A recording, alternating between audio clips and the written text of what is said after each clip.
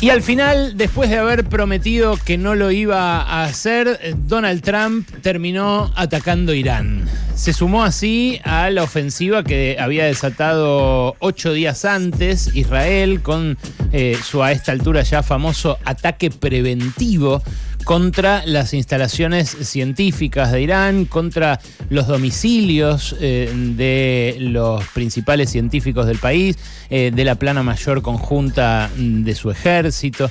Y digo contra lo que prometió porque Trump hizo campaña durante todo 2024 prometiendo justamente poner fin a esas guerras interminables en las que se suele meter en Estados Unidos. Se comprometió específicamente a terminar con las guerras en curso y a preservar a Estados Unidos de cualquier eventual guerra futura.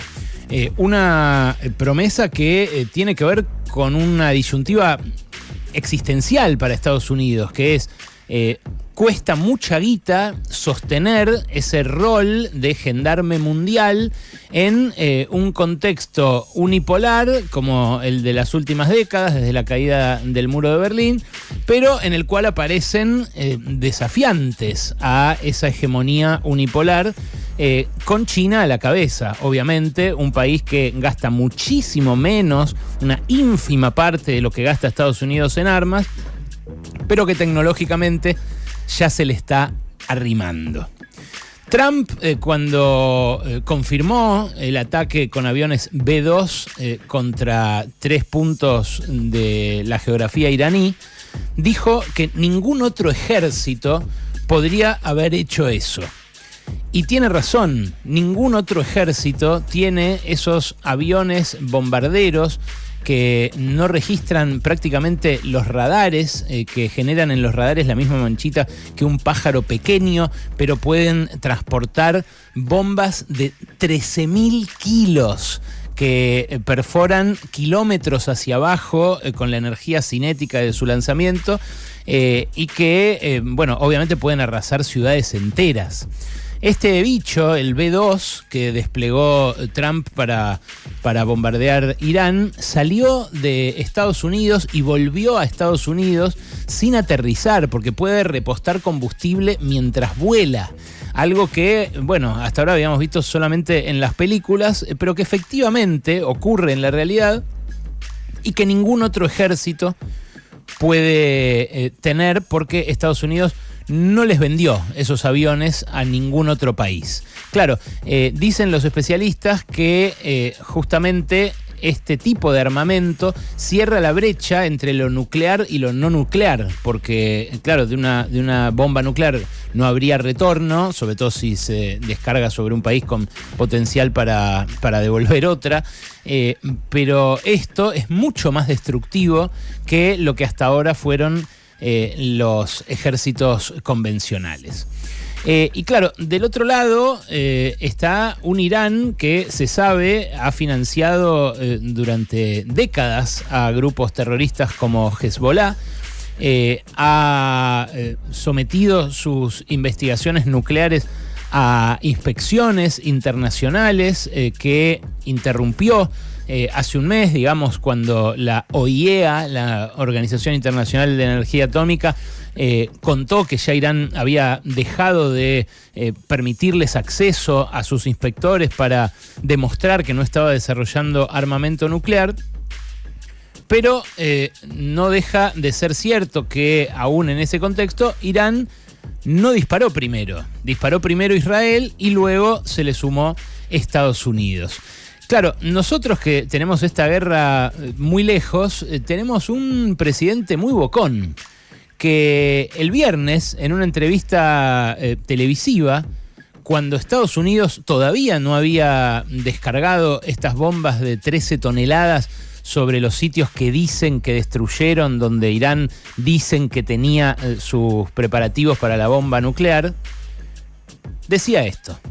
Si se desarrolla Irán como potencia nuclear, el mundo está en problema. 2 veces, 2 atentados. AMIA, sí, Embajada de Israel. 114 muertos, vamos. O sea, es un enemigo de Argentina, vamos. Irán es un enemigo de Argentina, sin duda. Claro. Sin duda. Bueno, ahí está la confirmación que necesitaba Milei de Esteban Trebuch, pero más allá de eso, que Argentina defina como enemigo a Irán por algo que la propia justicia argentina no pudo resolver, aunque pasaron 30 años de ese momento, parece un montón.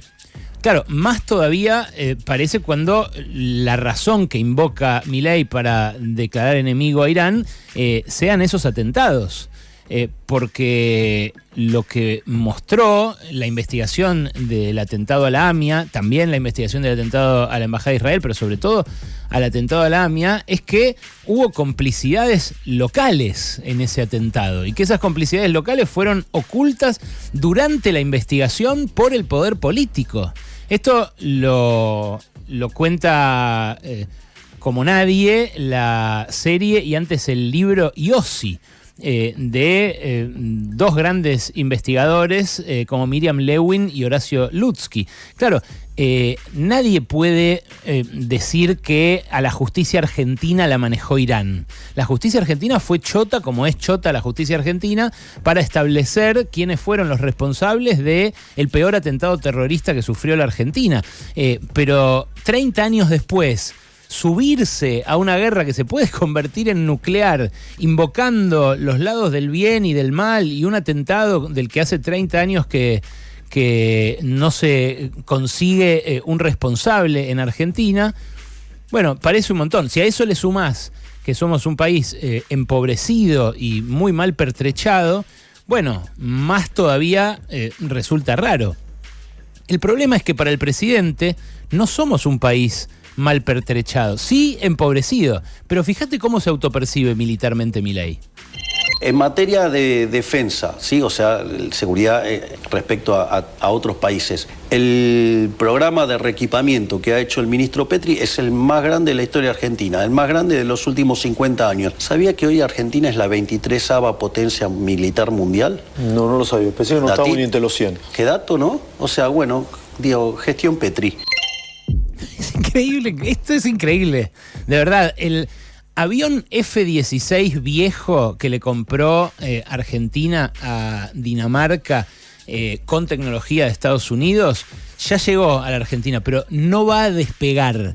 No va a despegar porque no nos venden unas piezas que hacen falta de ese F-16 por el embargo militar que la OTAN dispuso sobre Argentina a partir de la Guerra de Malvinas a pedido de los británicos. O sea que nosotros le compramos carísimo un avión viejo a Dinamarca con tecnología yanqui que no podemos usar. Esa es la gestión Petri. Y sin embargo, cuando uno piensa las relaciones diplomáticas, me da la sensación de que no debería pensar primero en qué armamento tiene. Debería pensar primero en la seguridad de la población, en las razones geopolíticas para relacionarse de una u otra manera con un país. Y en lo último que debería fijarse es en los prejuicios de quienes gobiernan en ese momento.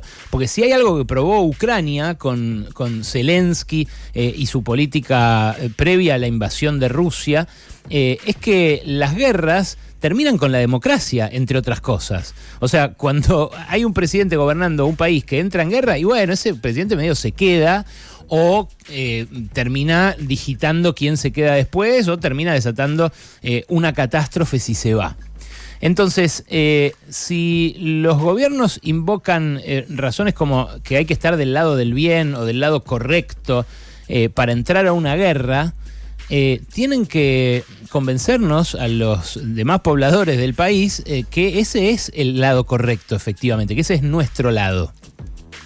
Y sin embargo, cuando uno mira el lado de Estados Unidos, no solamente ve que es el único país que lanzó una bomba atómica, no una, 2 bombas atómicas lanzó Estados Unidos, sino que es el único país que tiene una red de bases militares en todo el planeta. Bases militares que efectivamente le cuestan muchísima guita, que ahora está replanteándose si le conviene tener o no, pero que, entre otros lugares, quiere expandir en Argentina. porque quieren hacer con dinero estadounidense una base en Tierra del Fuego que sirva como acceso a la Antártida, pero que básicamente lo que hace es terminar de blindar el dominio estadounidense sobre el cono sur. Y Estados Unidos no solo tiró 2 bombas atómicas. Estados Unidos bombardeó después de la Segunda Guerra Mundial, después de ese 6 de agosto, ese 9 de agosto del 45, en el cual bombardeó Japón. Tiró bombas en Corea, en la Guerra de Corea. Tiró bombas en Guatemala en los años 50 y 60. En Indonesia, en Cuba, en el Congo, en Laos, en Vietnam, donde también usó armas químicas, en Camboya, en Granada, en el Líbano, en El Salvador, en Nicaragua, en todas las repúblicas centroamericanas que tuvieron insurgencia guerrillera en los 80, en el propio Irán en 1987, en Kuwait, en Irak, cuando fue la Guerra del Golfo, allá por el 91, en Bosnia en el 94 y el 95, en Sudán, en Afganistán, en Yugoslavia, en Yemen, en Pakistán, hasta hace poco en Siria, país que quedó completamente arrasado. En fin, el lado correcto parece ser un lado bastante beligerante. Y uno los ve a los funcionarios, incluso del equipo económico, flasheando Guerra Fría, sugiriendo que en la Segunda Guerra Mundial Argentina estuvo del lado de los nazis, un prejuicio muy extendido también entre los antiperonistas. Argentina tiene, según su posición en el planeta, un interés y un despliegue militar que por ahora, por suerte, tuvo que ver con la paz. Y le quiero dejar a Juan Gabriel Tocatlián la última palabra en este editorial, porque cómo definió la política exterior y sobre todo la política de defensa de Milei esta mañana aquí con Ernesto y Reinaldo nos puede dar una dimensión de hasta qué punto lo de Milei puede no solo ser una bravuconada que nos puede llegar a costar otro atentado en nuestro país. Puede ser algo muchísimo más grave, algo muchísimo más peligroso para nuestra seguridad y la de nuestros hijos. Juan Gabriel Tocatlián advertía esto esta mañana.